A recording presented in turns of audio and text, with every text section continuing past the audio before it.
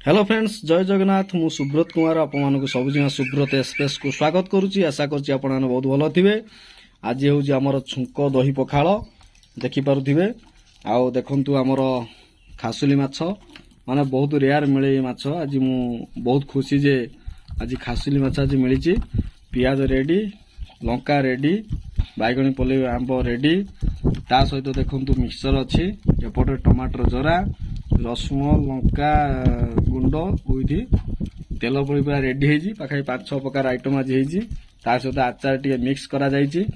आ देखंतु आज पखालटा बहुत भल हम कहीं जो पखाल रे आमर जो छुंक पखाल आज होती बहुत दिन पर आज वर्षा पाग टिके आ छुंक पखाल मजा आज टिके नवा आउ दही छुंक पखाल जोटा आम कहते बर्तमान आज यही गरीब क्षुद्र कुटरी भितर आज आमर शोभा पाई आज छुंक पखाल सहित आमर माछ ता सहित आमर पियाज लंका ये हूँ आमर बैगणी पल्ली आंब मिक्सचर एपटर हूँ आमर टमाटर जरा एपटर हूँ आमर रसुण छेचा सहित ता सहित लंका गुंड लुण पड़ी मिसई आज चलतु गोटा गोटे आइटम टेस्ट करवा कौन लगुच। दर्शक भाई बंधु मैंने आसुंच देखुं कमेंट करुँच किंतु सब्सक्राइब करूना भारी दुख लगुच निहाती गोटे सब्सक्राइब कर दिंतु।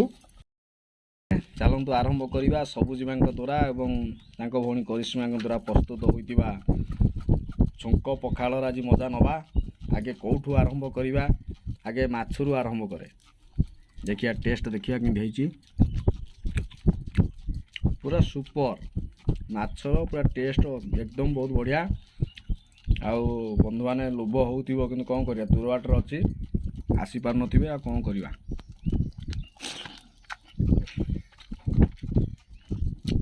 पूरा आत्मतृप्ति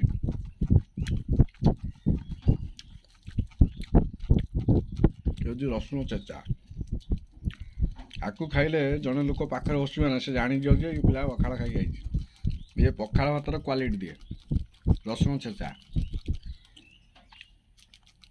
ये हूँ आमर टमाटर जरा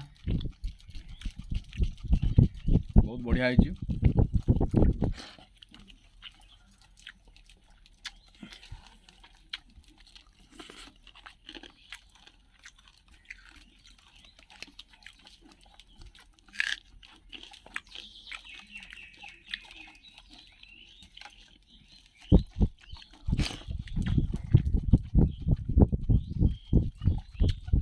टेस्ट एकदम सुपर पूरा है बढ़िया टेस्ट सब बहुत दिन पर आशा थिला खासुनी माछ खाया जाओ ठाकुर दयालु सबू को बहुत बहुत धन्यवाद। क्यों माने क्यों जन्मर पुण्य फल आज मु पत्नी रूपे पाई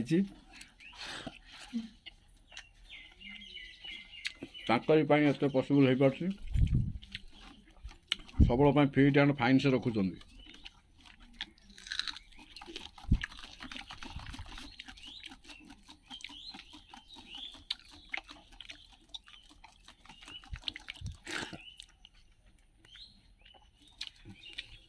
गरीब घर को एत जिन प्रस्तुत कर छोट कथा नुहे। धन्यवाद। दर्शक बंधु मैंने आज ये जो एपिसोड थिला आज आमर माछ भजा आचार पियाज लंका ता सहित आमर बैगण पल्ली आंब मिक्सचर ता सहित अच्छी आपण मानकर प्रिय टमाटो जरा रसुण छेचा अति फेवराइट बहुत लोक क्या रसुण छेचा माने फेवराइट निहाती कमेंट करिए।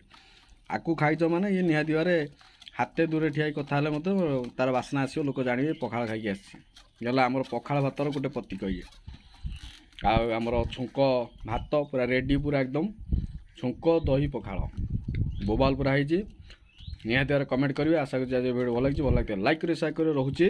नमस्कार पुणी देखा ये गोटे दमदार पखाड़ एपिसोड रे।